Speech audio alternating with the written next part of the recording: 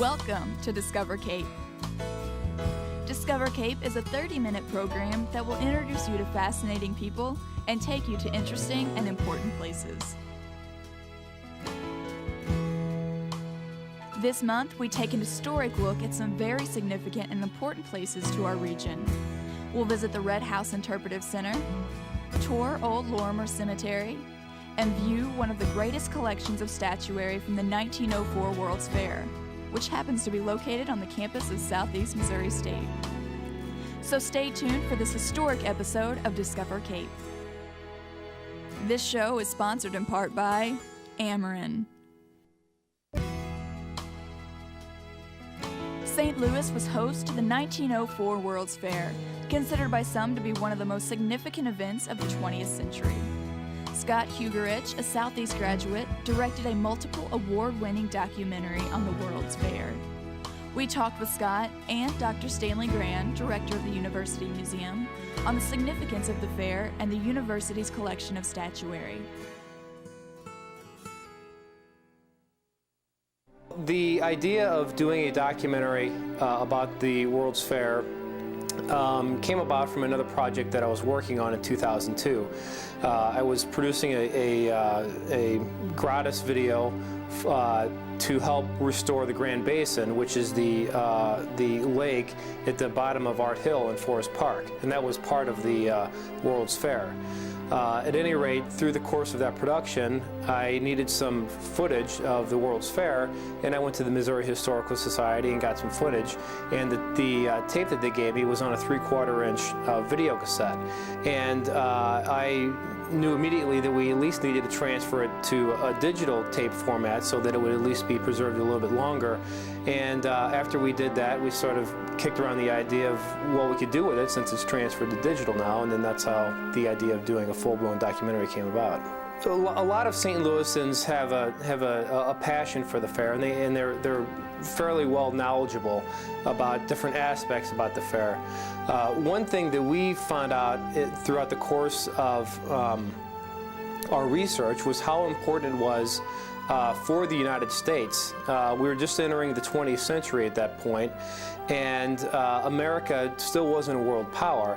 And what the U.S. government did is they used the fair to showcase to the rest of the world that we were an emerging power, that our culture was advancing, that we could keep up with Europe in terms of the arts and things of that nature. It was one of the most extravagant exhibitions. It was not just a show, it was also to showcase scientific discoveries. And countries from all over the world brought various products, skills, industries, etc. And August Gerber of Cologne, Germany, was a manufacturer of statues of classical and also modern works of art. These statues behind me were manufactured by him in Cologne, Germany.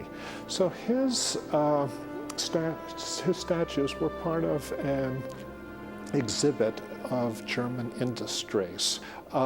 Initially, it was an anonymous gift, and the earliest reports simply say that the donation was made by a friend of the school.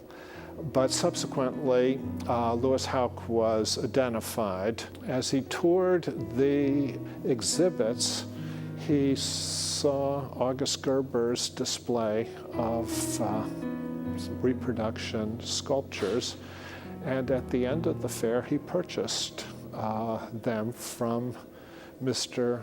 Gerber, and it was on the condition that Gerber come down to Cape Girardeau and personally installed them in Academic Hall, which was being completed in 1905, and installed there in Statuary Hall.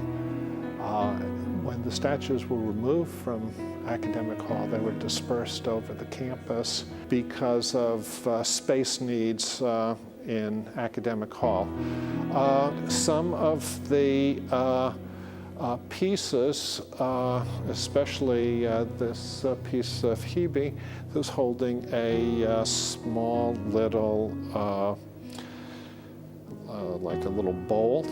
That was used as an ashtray, and you can still see little cigarette burns, and even though it had been restored, they have now come through. Figures that were topless. Well, you can imagine what students might do.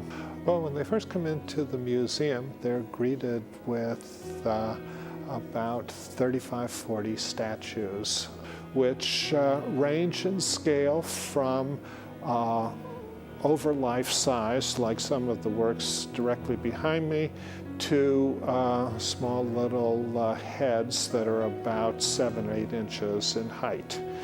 There is the Venus de Milo, which is directly behind me. That was discovered in the first half of the 19th century. So it really would have been a relatively new find, maybe 75 years old at the time of the fair. And it was seen in many ways as the answer to the British classical collection of antiquities from the Parthenon, in that France did not have anything that was comparable. This particular statue was really seen as a tremendous response to the Brits who had the Elgin marbles.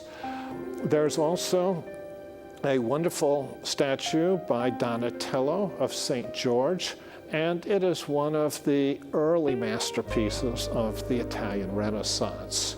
One of the things that was particularly remarkable was the infusion of personality that Donatello added to the statue. And you can see that in his sort of furrowed brow, as if he is looking out. His legs are spread. He is solidly awaiting whatever might come and endanger Florence. He is watchful, he is vigilant, and really concentrating. And the original was in Florence at a famous church called Or San Michele. And everybody would pretty much agree that that was one of the great achievements of the early Renaissance. There is also a wonderful statue from the Strasbourg Cathedral called Synagogue. And the thing I think that's interesting about it is that it dates from the 13th century, but it is very much political or propagandistic art. It was balanced by the church, and as you can see when you look at the work, the synagogue is represented, number one, as blindfolded, and number two, her staff is broken. And the point was that the old religion of the Hebrews has now been replaced by the new religion, Christianity, and everyone who walked through the transept door would see that message loud and clear. I don't know the future of this collection.